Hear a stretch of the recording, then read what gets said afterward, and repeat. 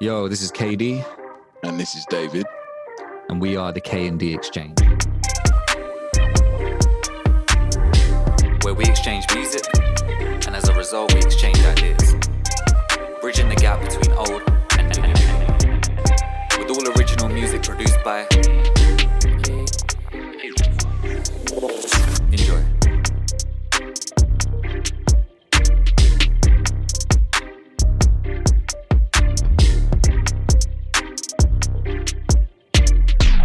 Yo, welcome back to the K&D Exchange.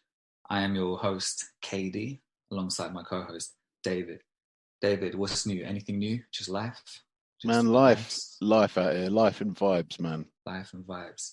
Okay, so we are on our 20th exchange of the series. Do. Boom, boom. Yeah. So, so for those returning listeners, thank you very much for supporting us. You know the deal right now.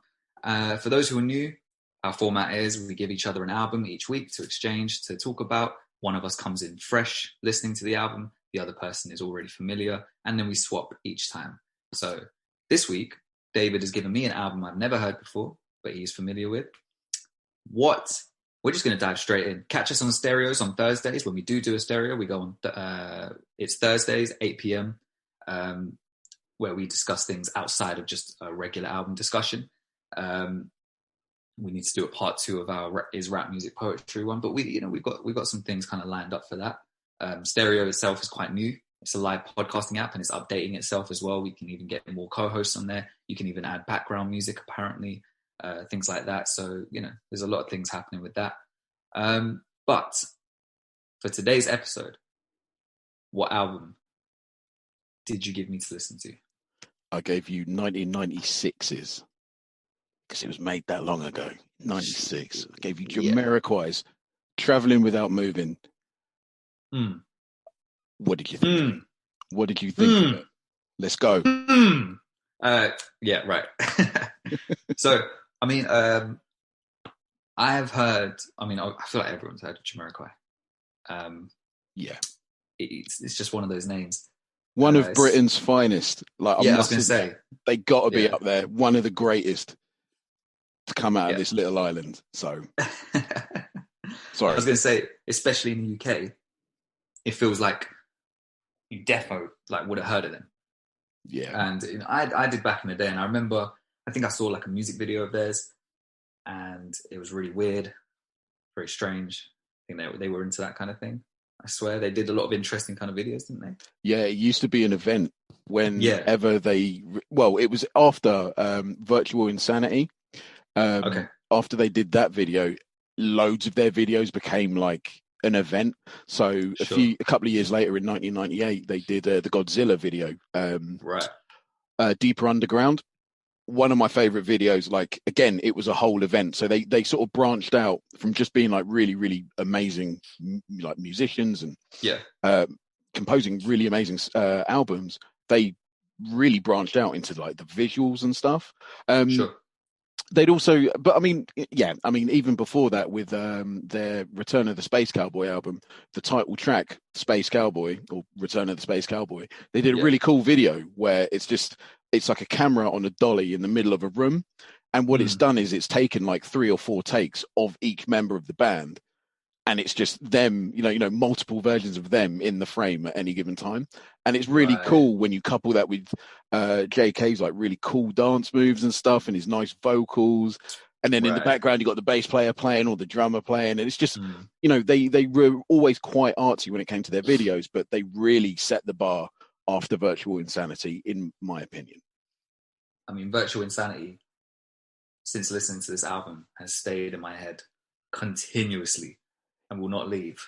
It's a song that I think it's something that I think has stood the test of time in its themes. Mm-hmm. Just the opening lines. Well, it's a world where no man can eat at all, when things are big that should be small. You know what I mean? The minutiae of paying bills or this or that, and they're the big things in your life, and they should be small. It's just... That's a great way of putting it, yeah. Man. 100%. Yeah, it's... Yeah, this, like, I went on, I think I was talking to my trainer, shout out to Peter Strange. He's jumped in on some of our stereo talks before. Legend. Yeah, he asked me, he was like, oh, have you listened to the Jamiroquai album yet? Because he'd obviously heard the previous episode. And he was like, we were talking about the videos and stuff, and he was saying, I should have watched some of the videos before this review. I kept forgetting to, because he said that also adds to their to the artistry of it. But I still, to be fair, I don't feel like, oh man, I really missed out on that in order to come in here and talk about this album, because I feel like I got what I really needed from this project. So great vibes, that's a given. And it's like, obviously, you know, you like the live sound, so live instruments and whatever. But it's still interesting sonically. Like, you can't say shit about the musicality of these guys. It's something else.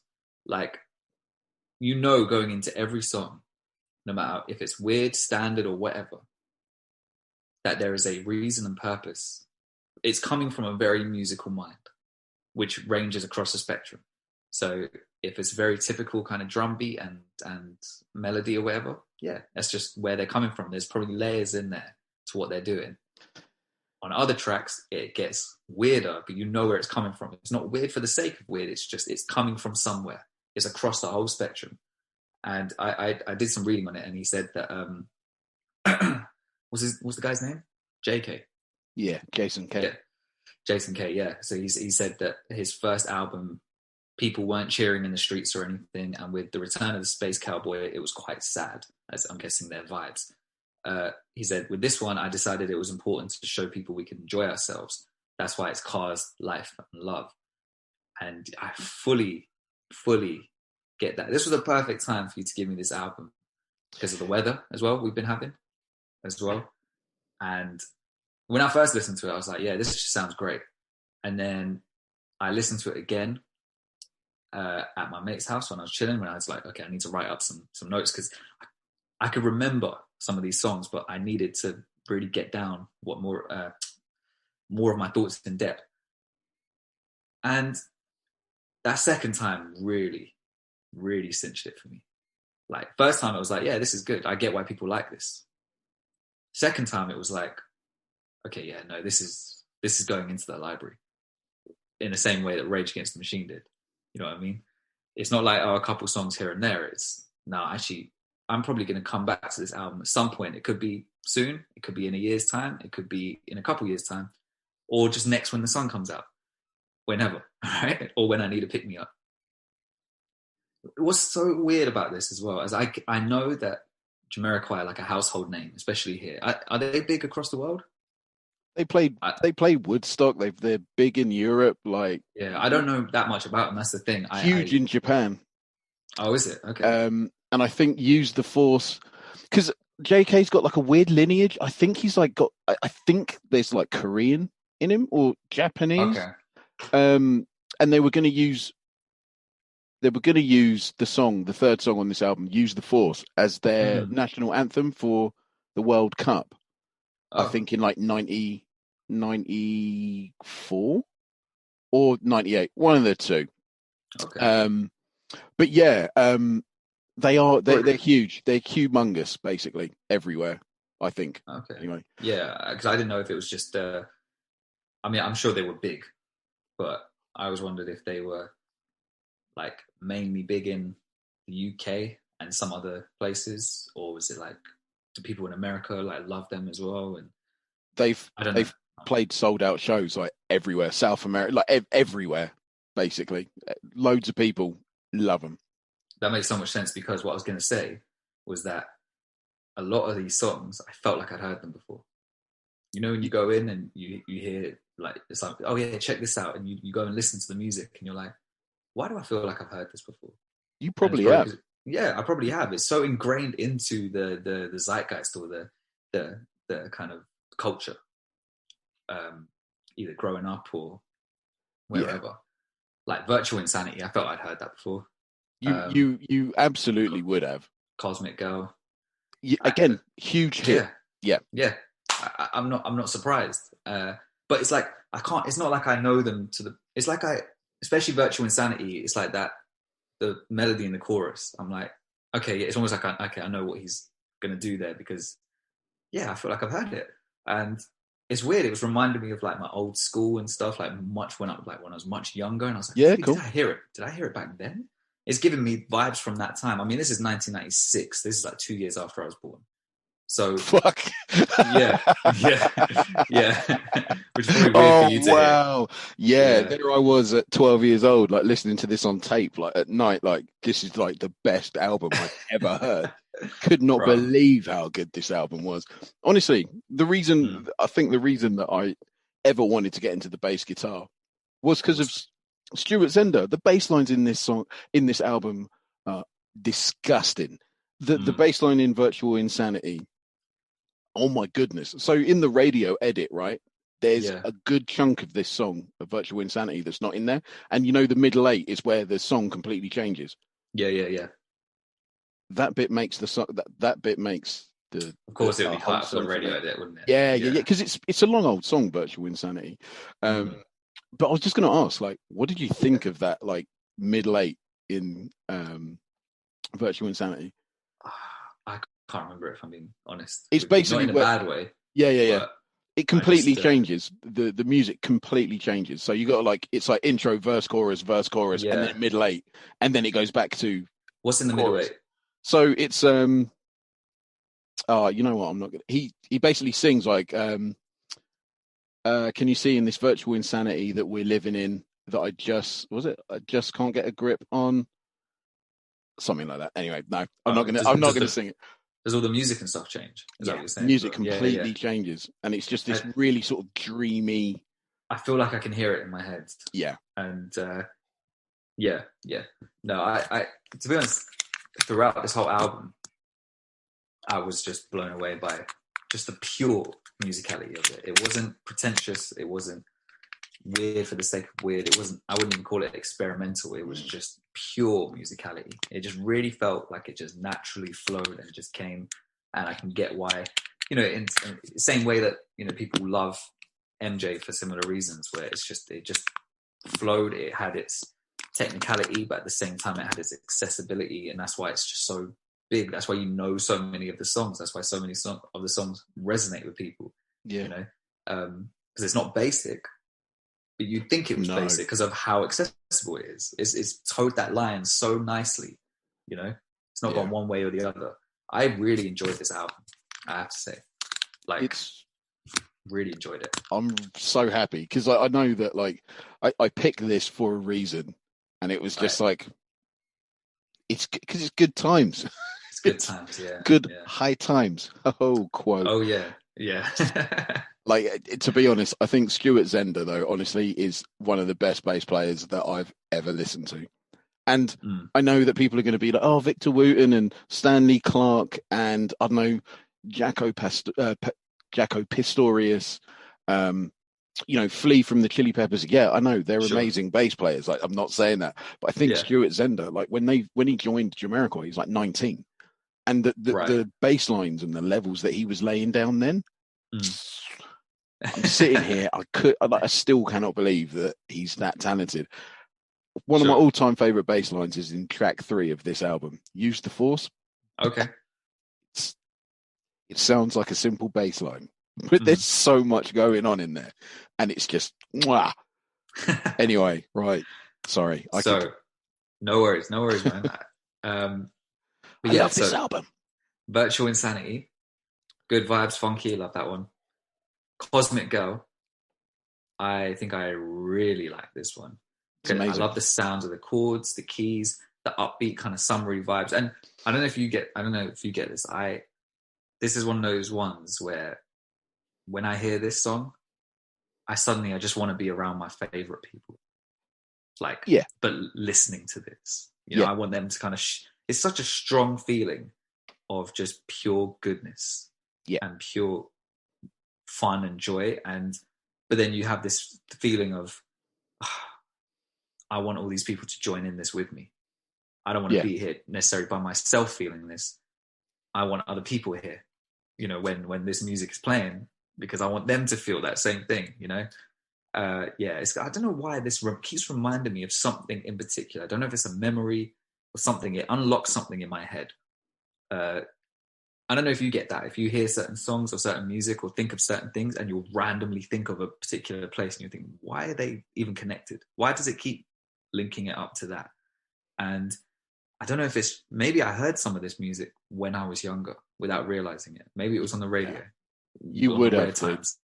I mean, my mom taking me to school and stuff was not listening to the English radio or anything like that. So I always try and wonder, where would I have heard it? Did you ever watch like BBC or anything like that? Because I'm sure they would have had it in like their adverts and stuff. You know how the BBC love, like, maybe they absolutely fall in love with songs. Like Coldplay was basically on every single BBC advert for about 12 years. Right. So not shitting on Coldplay. Like, I really liked the first album. I must admit, when it first came out, I was like, I'd never heard anything like it. And then I was just, fell away from him because I was like, oh my goodness. But the first album, like Yellow, oh man, it's still such a good song. I feel you. I think it could be that. It could be like so. maybe if I went to a friend's house, their parents might have been playing it or something, or definitely, or maybe in their cars on the radio. You know, I don't know. It could have been things like that. Like I would have maybe heard it from that stuff. I wouldn't have heard it at home or on my, like around my family and stuff. So it's weird. It's reminded me of that particular time. Maybe it's just the vibes. Maybe it's just bringing out the kind of inner child. You know? Yeah, maybe it could be even that. So, but my trainer Peter also said to me, he said that apparently they used to get, especially their early stuff, he used to get what's his name again? Jason K. Yeah, JK. Yeah. Just call him JK, man. JK. Yeah, I keep thinking of the MC JK. Or the Cat in the Hat, or Little Stevie, as he was known when they first came out. Well, that's linked to what I was going to say. Yeah, which was that apparently you got Stevie Wonder comparisons. Which after my first listen, I didn't pick up on that. On my second listen, I really picked up on it. You should listen to their first album. I really think you would like it. It's very dated. I think that's 92. Okay. And it's called Emergency on Planet Earth. And I think wasn't born then, so nothing existed before 94. So. It was Illmatic. Michael Jackson did. So what are you talking about? Apart from that, he was around since he was around since my birth. But yeah, no, I you will get more of those vibes in the early album, in the first album. Okay. I really think you'll enjoy that album, actually. I've been thinking to go back. You know, that's the kind of impression this album left on me. The way he sings "Magnetize," that one lyric, I was like, okay, Magnetize. Yeah, fully sounds like Stevie when he says that. Yeah, like the high register he goes up into. I was like, wow, that could have been Stevie. Do you know what I mean? Yeah. Oh, but honestly, there's a song called "Too Young to Die," and he does a little bit of like jazz scatting in it. Right? It is. Right. You will hear it and you'll be like, oh, right, yeah, like Stevie could do that. Well, on Use the Force, I thought there was some Stevie influences in there as well. Like, especially when the horns start coming in. I don't know. Yeah, it gave me some like Sir Duke type vibes, you know, that kind of thing. Yeah. There's some like really messy drums in there, but in a kind of good way. Like there's a lot Samba. A lot of drums.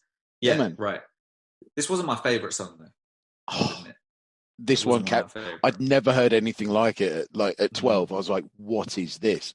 And so that sparked like my love of like all things sort of like carnival and samba and stuff. Sure. I was like, "This is amazing." And then also, you need to understand that, like at the time, like Ronaldo, the Brazilian striker, was a thing. So I was falling in love with all things Brazilian at that point. I was like, oh my god! So yeah. I can see why, because I think that it's you've got like the sort of heavy sort of elements of like Virtual Insanities, like thematically quite heavy, right? And what he's talking about is relevant now, 25 years later, and it's just like, right, okay. And then the music is also really, like, I think it starts off quite airy because it's just the piano and the drums and him singing, and then the bass comes in for the chorus, and you're like, whoa, hang on a minute, and then it becomes like a much fuller song. Then you've got the party vibes of track 2, Cosmic Girl. It's very, very it's disco. Yeah. Oh, that's it. Yeah, it's very disco. It's disco. And it's just wonderful to listen to. And then all of a sudden you're like, all right, okay, cool. What's this album going to throw at me now? And then he's like, bang, use the force. You're like Samba. And weirdly, like for me, it always used to throw me. But as time's gone on, I'm like, no, it works. Like, I don't know how. I get you. Yeah. I guess maybe after those first 2 songs, I guess that kind of particular vibe of that song didn't hit me like that. Yeah. It was bad though. Not by any means. Yeah, man, but for real. Every day though, those kind of cool, like the mellow vibes in that, bass lines for days. I mean, that's just baby making music. That is, isn't it? I said it reminds me of something, but I'm not sure what. Like, I don't know if there's a song. I don't know if it's like there's something they're playing in there which has been sampled somewhere else, which is just, when it's like the slight note changes and you're like, oh, that sounds so similar to something, and I can't figure out what it is. I can't even think of what it is right now, but I love the progression of the music throughout this song. Yeah. And then when I was like, okay, I really like this one. When All Right came on, I was like, okay, this is going to be another kind of mellow. It kind of picks it back up again. Yeah. And then I shouldn't have been surprised. It felt like it was leading to then bang going into something else. But I do really like the vibe. It's not too upbeat and like in your face. It's like it's like an implied kind of upbeat, if that makes sense. It's not. It's the I think it's the drum pattern that gives it the upbeat sort of factor. Yeah, it's not like how we always talk about when certain music kind of tries to tell you or force you to be like, this is angry, this is sad, this is fun. Whereas when the music implies it to you, it just, for me, I prefer it that way. That was definitely one of my favorites, those 2. High Times. Feel like I've heard this one before, definitely, especially that guitar bass section, and it gets the whole song gets better as it goes on. Do you know what I love about that is, like, you've got the main riff, but then you've got the piano ascending.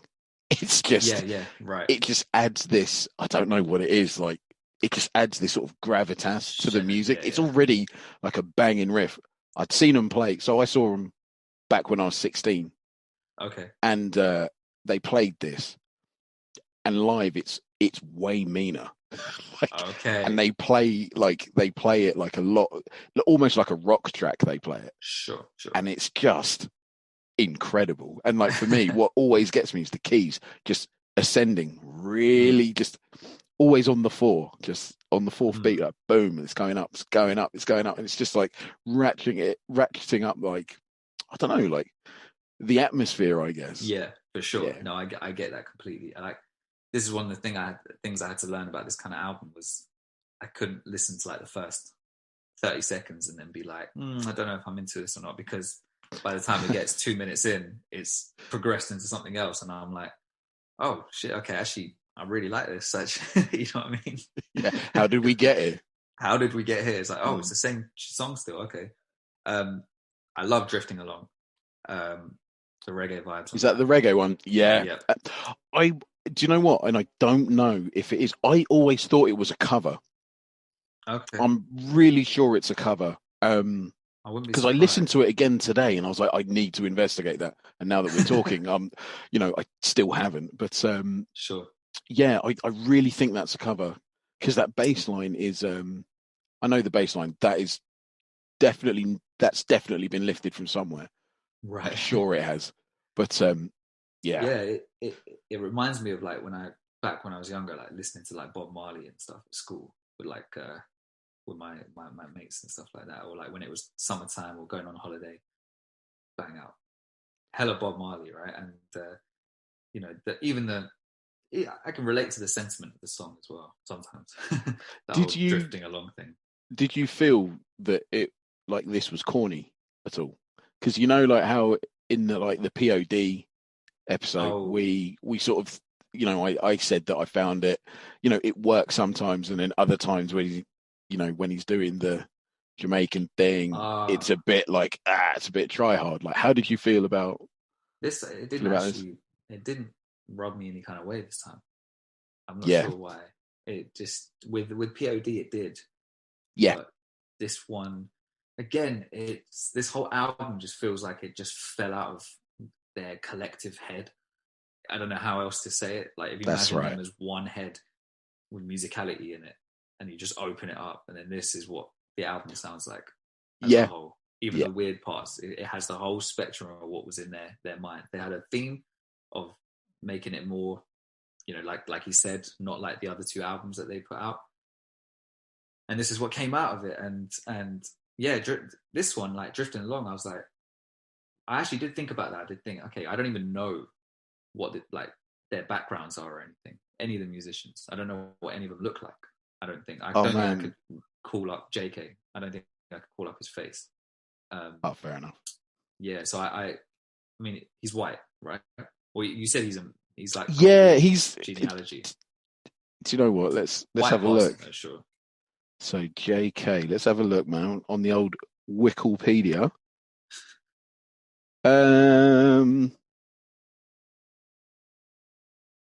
Here we go. His dad was Portuguese. Okay. And his mum, so Karen.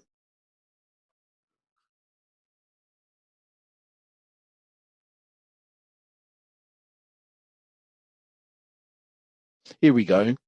So Karen's father was Burmese. Yeah. And then you said he might have a bit of Korean in him. I'm sure he's got some weird genealogy. He's got a really weird face. Like he's almost like Keanu, like Keanu Reeves. It's kind of weird. You don't know where he is. He could be nobody and everybody. Yeah. But he's just like, I'm just Keanu, man. Like totally. Who else has that fucking name, Keanu? Doesn't it mean like wind over a sea breeze or something? Like wind over a sea meadow or something amazing. I'm just like, well, I wouldn't be surprised. He seems like a ledge anyway. I would like to meet that man. Just be like, Keanu, man, cheers. John Wick, like, well done. Like, he's really doing that. I've never actually seen any of those films. I think you'll really... John Wick will surprise you. Like, it genuinely will. Watch the first one. Came out soon, right? It came out recently. Yeah. A couple of years ago. Because someone where we used to work, someone used to go on about John Wick 3 and how they really wanted to see it and how they loved John Wick. I think she was around before you joined. She used to go on about it. She used to go on about John Wick. You will really be surprised by the first film.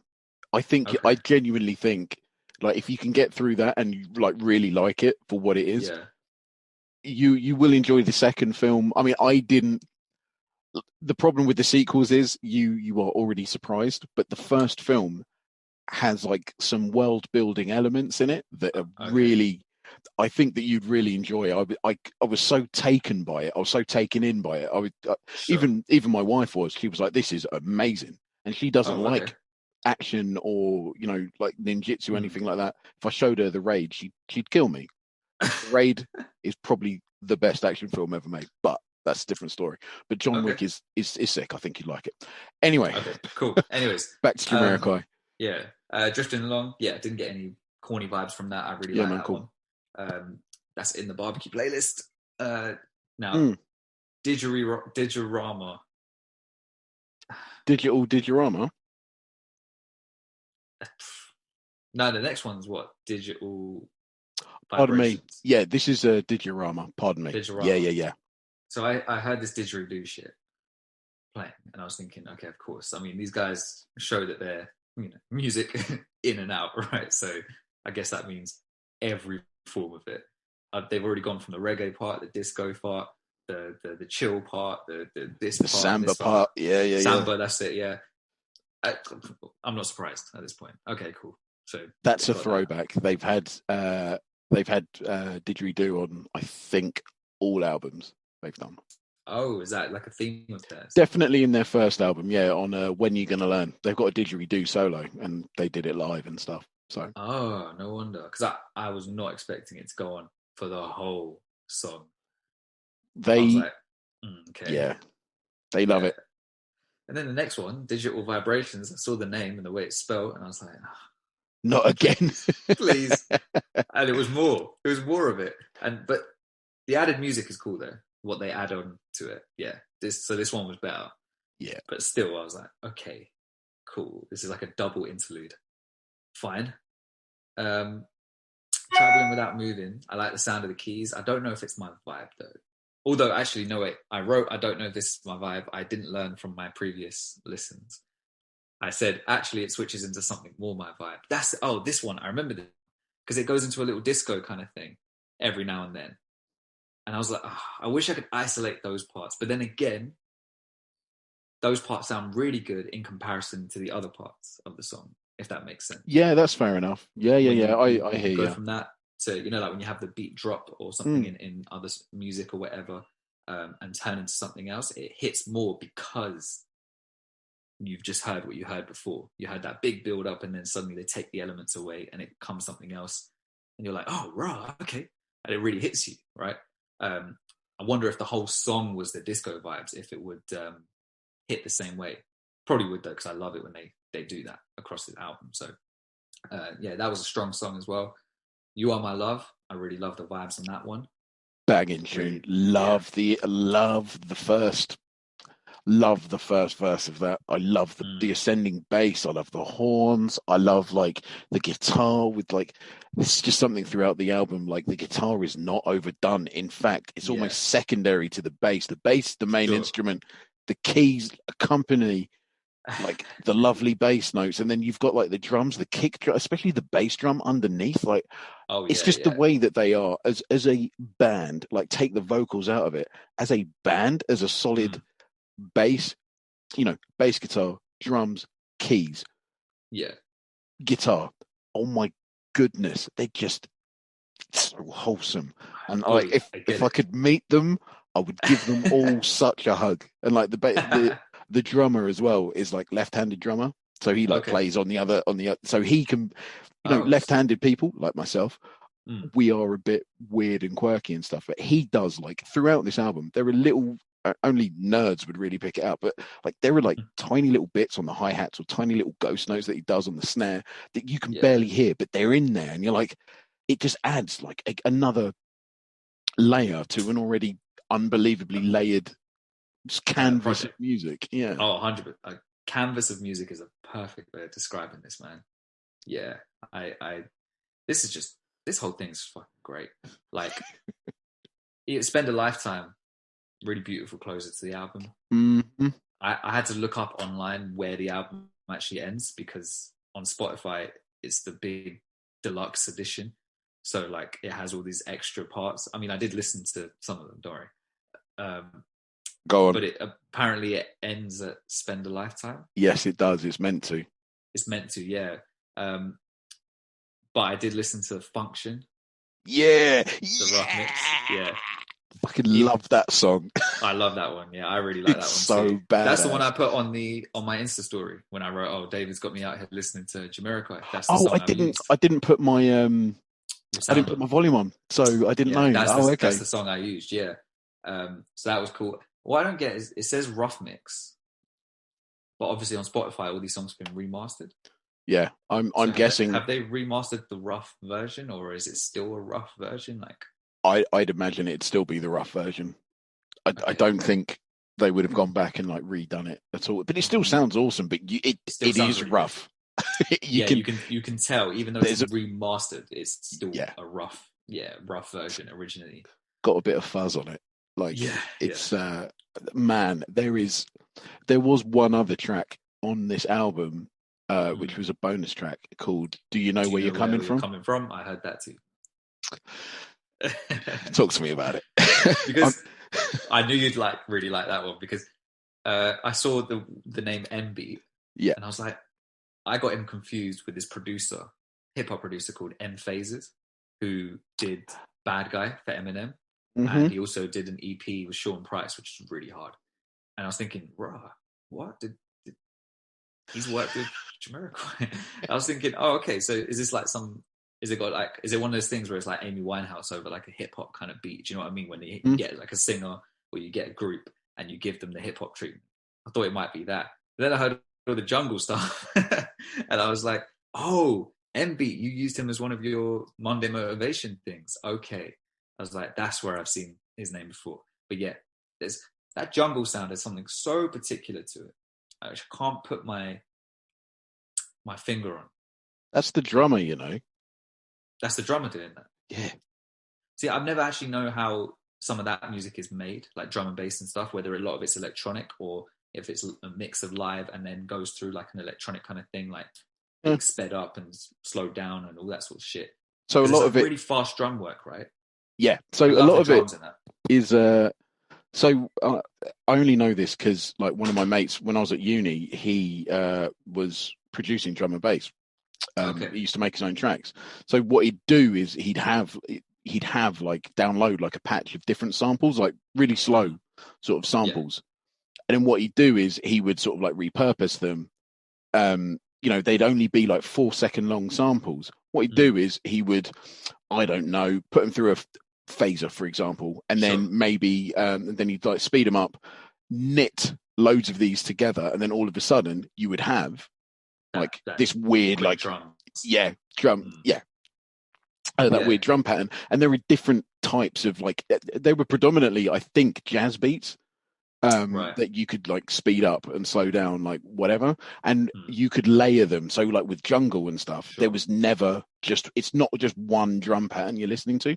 It's usually 2, sometimes 4, like different bits that you're listening to. So it's really like I became like quite good at listening to the different patterns that you can kind of hear. But on this track, it's just the drummer doing it. It's just one drum pattern. No way. Yeah, I mean, one of my like I wouldn't say that I'm a good drummer at all by any stretches of the imagination, but one of the things I can do, and I've got a couple of like drum and bass like patterns in my repertoire, so I can drum a bit of drum and bass, which I can't wait to do again one day soon. So it's really amazing how drum and bass and jungle like are made. I've always wondered how they were made because I love the sonics of drum and bass, like and jungle and stuff, especially the drums. I just love the way the drums sound. Just there's a certain crackle, a certain kind of sharpness. I don't know. It's just something to it. You know, they occupy this weird sonic space, which I really like. But so this whole album, man. I mean, I'm so glad that you like it. What more can I say? I'm so glad you like it. One of those ones where it made me want to like go and listen to the first 2 again. Not again, sorry, go back and listen to the first 2. Oh, dude, I recommend it. Like, I really do. If you like it, I mean, Return of the Space Cowboy, the song, it's the last song on that album. Okay. So it's a different version to the video version they put out. Sure. The album version is like 7 minutes long, but just listen to the bass line. Okay. Mwah. It's just amazing. It's got like a basic, like it's got like maybe, you know what I mean, like 4 or 5 notes that are your basic notes, but it's the fills around it and the way that he does something different every time. Every time. Yeah. It's beautiful. The keys. How many albums do they have? They must have at least 8. So they've got Emergency on Planet Earth, and this is just from memory. So Emergency on Planet Earth, Return of the Space Cowboy, Traveling Without Moving, Synchronized. Is it Synchronized? Yeah. What's the one with like Main Vein and 2001 A Funk Odyssey? They got the one with 7 Days in Sunny June, that album. They've got the newest one, which I think is Automation. I'm blatantly forgetting like one other. It's at least 8 that they've done.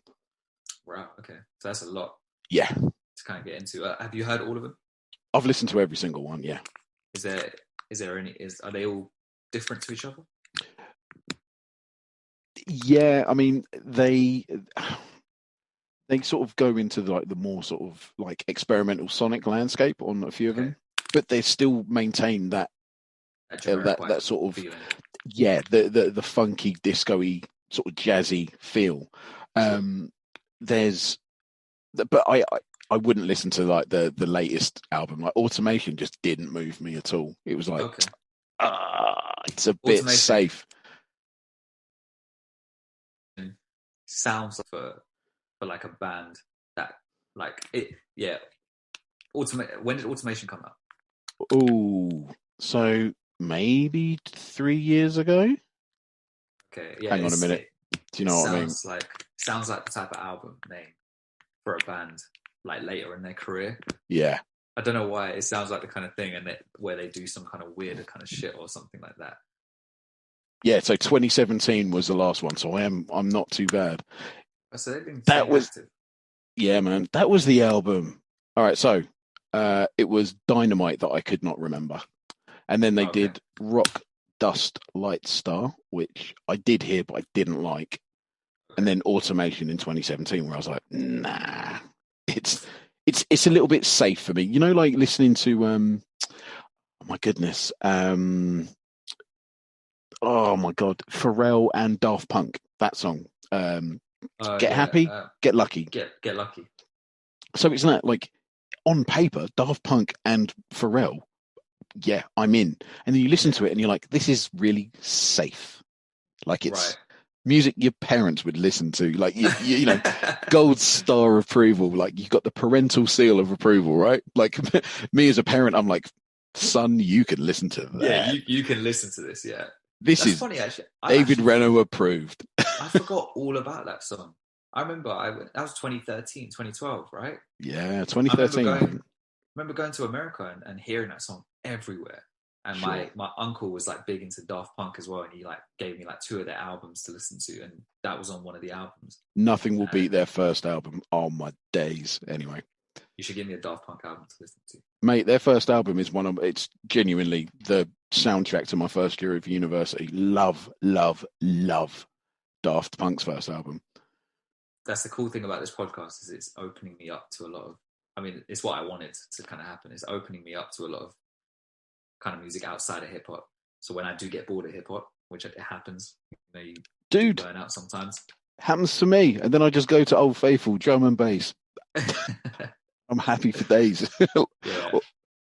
I must admit, I will give you a reggae album. Like, yeah, give me all that kind of stuff. I've gone right back into So my brother's wedding was a couple of weeks ago, and then he played like this Buju Banton track, and it's just brought me back to like young me. Just like I love Buju Banton.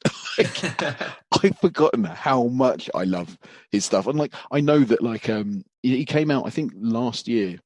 He got out of jail, and he released an album pretty much as soon as he was released. And it was very much like, sort of like lovey-dovey, more sort of singy. He's a bit older, right? So the fire's kind of gone. You listen to his young stuff, he's like he's one of the most raw individuals you've ever heard. Like all he needs is a bass line and the most simple drum beat. And he's good to go. Good to go, yeah. I really do. Yeah. I think you're going to be getting that. Yeah. You need to give me some of this kind of stuff, man, because I need an excuse to check it out. Oh, brilliant. You know what? I will definitely do that. Just so I can be like doing like little ad libs. Lot of mercy. Hey. Oh, man. That'd be so interesting, man. I'd love to do that. Oh, man. Yeah, it's all coming, man. Like, because hip hop, although. Sorry I'm just going to have to cut across you. Lloyd Banks' new album. So for those of you that, are new to the podcast and haven't listened to it before, KD has been basically going on, I think, since episode 1 or 2? He basically says, Lloyd Banks, he's so good, and basically has proceeded to fillet Lloyd Banks at any given opportunity, right? What is it with you and filleting, man? It's what you do. But the thing is, the fellatio is justified on this guy. I don't think it's justified with any side in my case. But like, you basically said, David, check out his stuff, and like also my brother as well. Yeah. So this is my first album really listening to Lloyd Banks. Like, he's a rapper's rapper, isn't he? He's awesome. So That's a thing about this podcast. It's opening me up. I thought I knew a lot about hip hop. I don't know squat. Lloyd Banks is one of those underground guys who's been holding up the fort, and his last project I think probably came out 2016. But again, it was like a mixtape. You know what I mean? It wasn't on streaming or anything, so it doesn't get all the kind of exposure that it should get. His last actual album that would have been on streaming, which isn't on streaming anymore for some reason, was Hunger for More 2, which came out in 2011. You know, and since then it's just been mixtapes, which was fine for me because I was using Apple Music, and that was basically iTunes, right? So you could add in your own music alongside the stuff that you were streaming. So it was fine for me. But then when I moved to Spotify, it was, you know, harder to kind of like listen to like De La Soul, for example, because it wouldn't be on Spotify, which is really annoying. I think they're actually looking to correct that soon. They need to. Yeah, 100%. But Lloyd Banks, so this is the first time in a long time he's brought out an actual project, body of work. This is since long. 2016. It's big as well. I'm not surprised, right? But I've got only 4 or 5 songs in. I haven't had a chance to listen to all of it, and I want to give it its just due because of how long I've been waiting for it. And bruv, already I've heard those first few songs. He hasn't lost his step at all. See, the thing that like amazes me, right, is like, so when I listen to hip hop, I like to try and guess where like the lyrics are going, like as I'm listening to it. Yeah. So I find that like with Eminem, I'm always off. I'm hardly ever right. But I found that with like Lloyd Banks, I found that I was right, but I really enjoyed like the journey of getting there. Yeah, it's satisfying, right? He's got this really amazing way of just he is just a rapper's rapper. Like I can't actually like describe it anymore. Like I just can't believe how good he is, and like I'm again so annoyed that like I've had to be late to another party. You know what I mean? Like I'm so angry. I get that, man. Don't worry, I've had that before as well. But Lloyd Banks is just such a great beat picker as well. See this, so I found that this album, like musically, it doesn't matter the music, and I'm one of those. I listen to the music first. Yeah. But with this album, I'm like, no, I'm listening to what you telling me, Lloyd. Like what you telling me, because it's brilliant. There's one song I'm just trying to cue it up now. It is something about. Oh, hang on, where are you?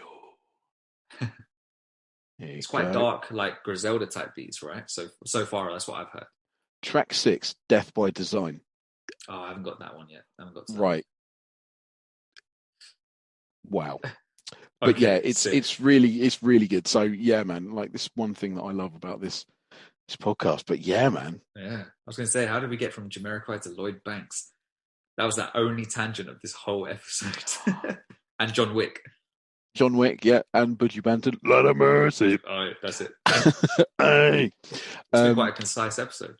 Dude, like, are we getting good at this podcasting stuff now? I think actually it's maybe because when we impose limits on ourselves, such as I have to pick my son up from nursery, which is quite a big, that's not really going to be able to sway.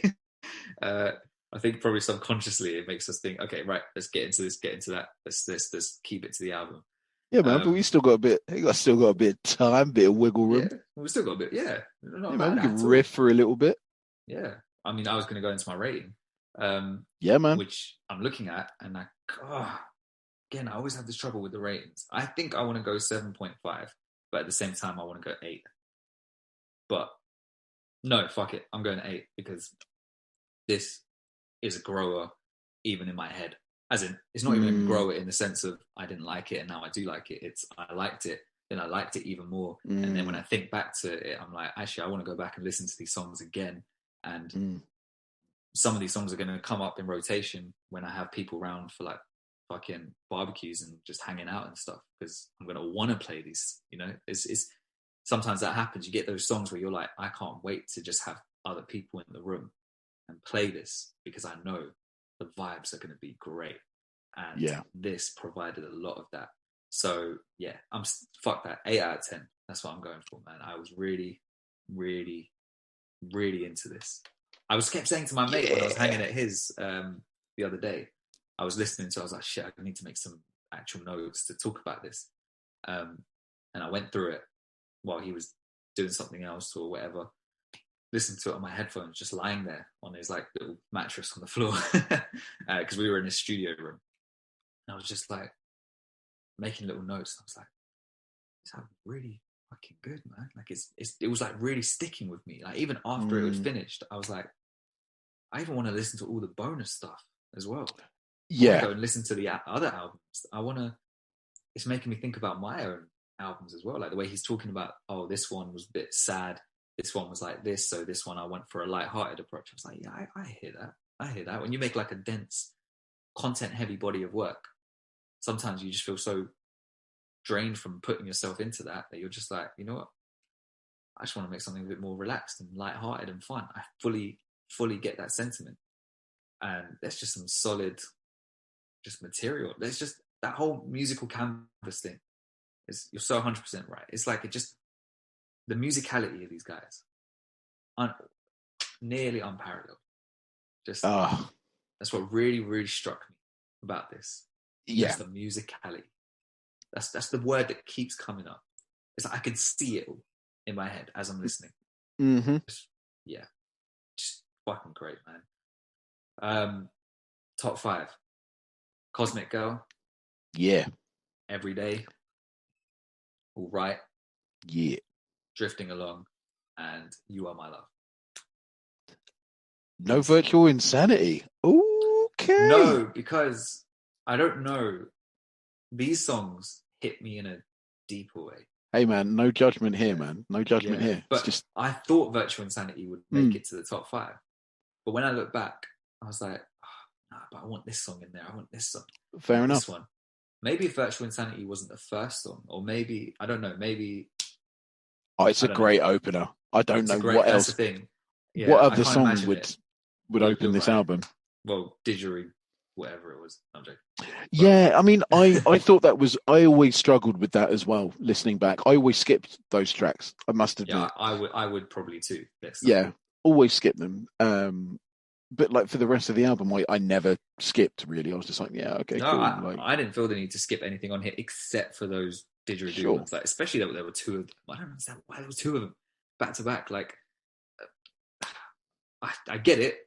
This is the other side of having a musicality, is that everything gets explored. And sometimes, I'm like, as a listener, I'm just like, yeah, I didn't want to hear that part, but that's fine. It didn't come off as like, you know, he was trying to be weird or they were trying to be weird for no reason. I will give you that. Yeah, that's a really good observation. It doesn't come across as like contrived or contrived. Like self-indulgent or anything like that. You know, like how Prince would throw in like random skits or just randomness. Basically, you're like, you're so weird. But that's what you end up coming away with. Like, do you know what I mean? Yeah, it's kind of like a slant. You can kind of give them a pass for being weird, but I don't find that there's any sort of... I just find that with this album, it's just pure good vibes. Like it seems to have been sort of like conceived in love almost. You know what I mean? 100%. 100%. Great way of putting it.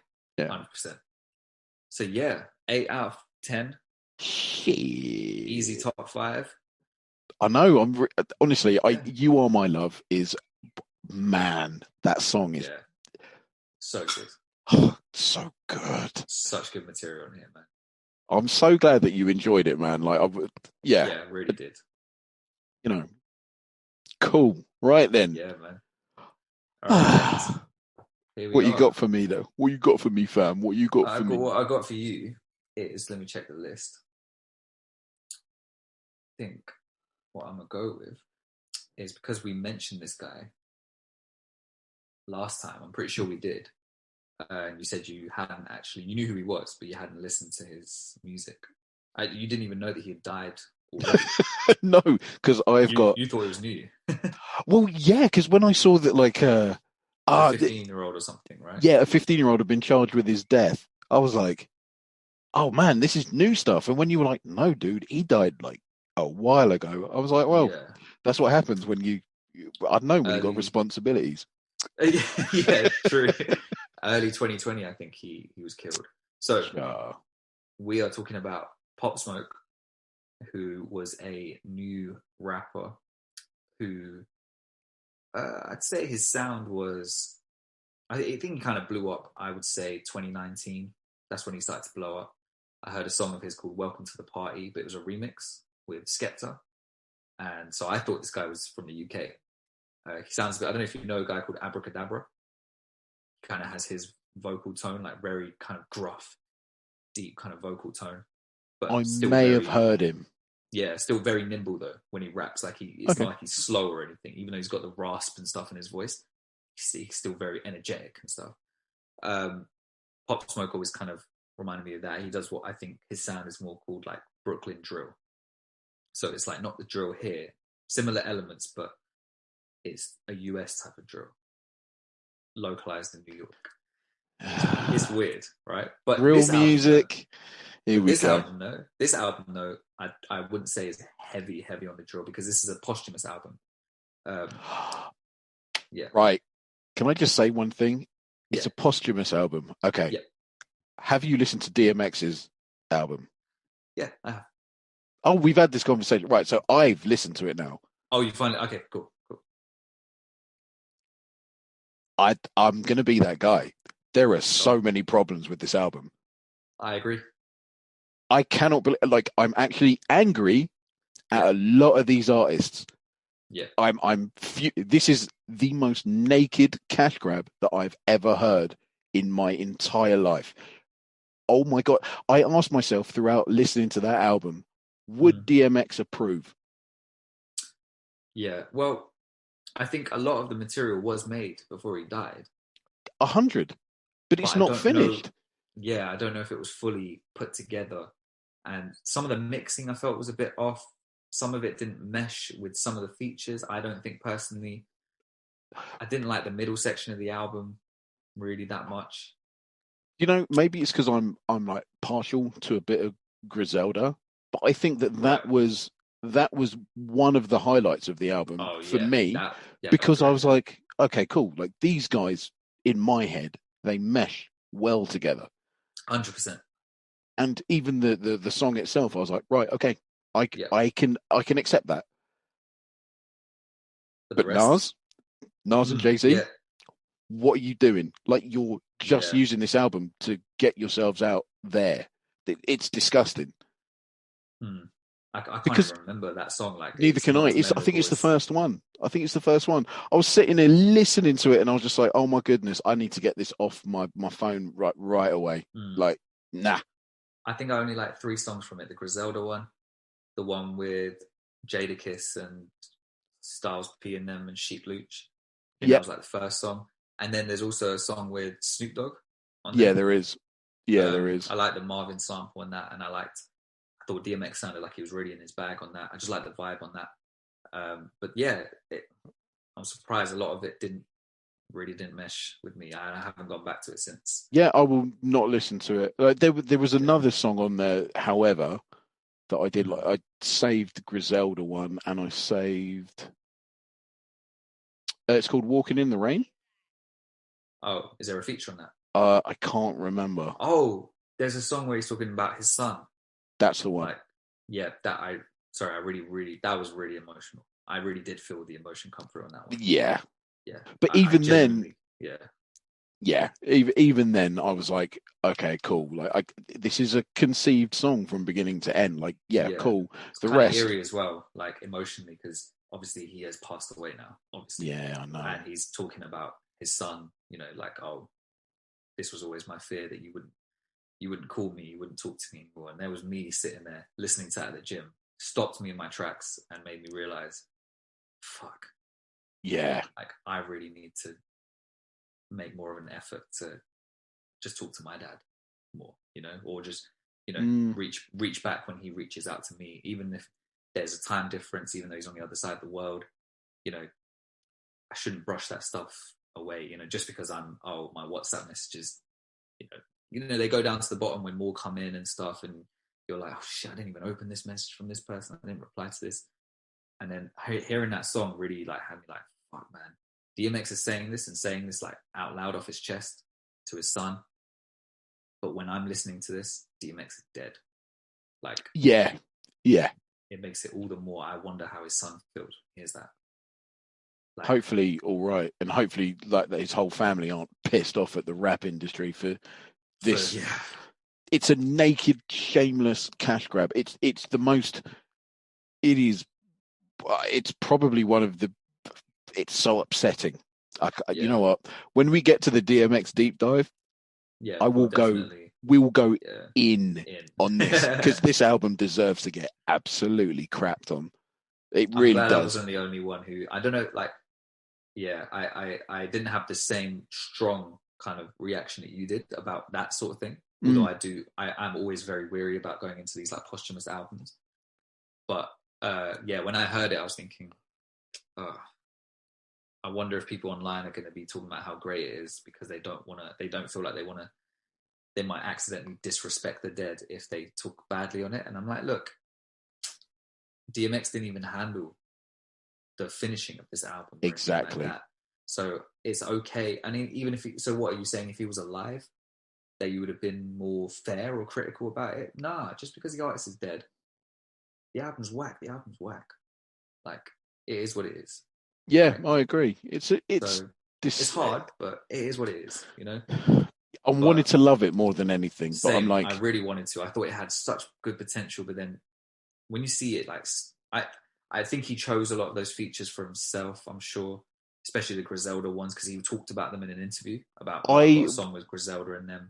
Yeah. So, I wholeheartedly believe that to me sounded like a song conceived by the man himself, sort of thing. Like, you know what I mean? You can really get a sense for the material that was his, but you can 100%. Really feel like, I don't know why it was so visceral, like my reaction to it, but I was just, I think because of like how I feel about like DMX as a man and as an artist and as somebody that had influence over like my love for hip hop. Like I feel so, it's almost like ownership, isn't it? It's like this bizarre sense of fandom ownership. You feel like you own a little bit of it, but it's not so much that. It's just, I think, just have a bit of respect, I guess, for the memory of, like, he wasn't, you know, the greatest man in the world, whatever, but he was a pillar and a beacon of hope to so many people. And he was a person that was, he was all about interacting with the little man. There are videos, plenty of videos of him, like out and about with like Busta Rhymes, and then the bus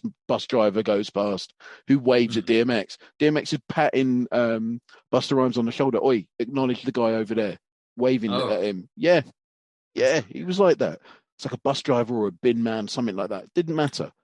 Yeah.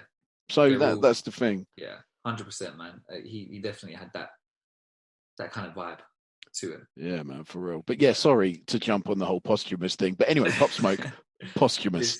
This is his posthumous album. Now, I'm not too sure exactly the background of this, but I think this one is, I think 50 Cent, I think, like, really took a liking to this guy. I mean, you'll probably hear the influence when you listen to the album, that he executive produced it.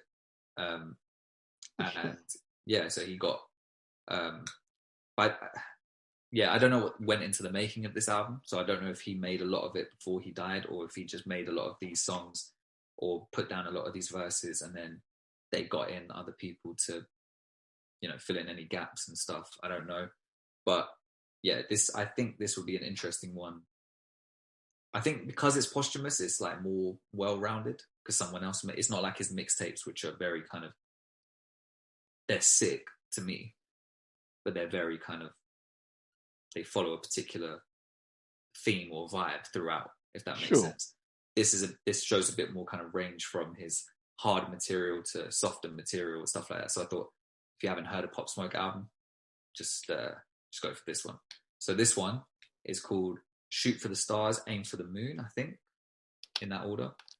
Wait, Shoot for the Stars, Aim for the Moon. Yeah. Hold on, I just want to make sense of that. Yeah, it's one of those... Wait, so does it mean like aim high regardless, but be happy with the moon if you don't reach the stars? Well, that's cool, because I don't want to drift eternally into space and die. So I'll be happy with the moon. It'll take me 3 days to get there on a rocket ship. So, all right. Yeah, it is. Shoot for the stars, aim for the moon. Yeah, so yeah, cool. Yeah. I tried to get my head around it as well. Like, wait, are you aiming? Okay, so yeah, shooting for heights, but aim to land somewhere realistic. I don't know. Yeah, is that what it is? But just don't basically learn when to tap out of something. Like if it's working, cool. Yeah. If you don't get as far as you want to, just put your flag in the sand and just be content with the fact that you tried it, you've done it, you're doing it. Yeah. See, here we go, deconstructing the album before I've even heard it. Just from the title, yeah. Just from the title, Yeah. But yeah, so that's I'm looking forward to, I wonder what you'll come back and think about that. But yeah, so man. Pop Smoke. I think with the talk of the chit chat, yeah. I like this. I can tell you're a fan. I am a fan, yeah. Cool, man. Yeah. All right. Sweet. Well, I think that's it. Yeah. I think we can, it's your time to shine, David. Let's wrap it up. Yeah, man. I'm glad that my mum's note was received by the K&D Exchange. Please give him more airtime. Yeah, give him more time to wrap up, please. Yeah.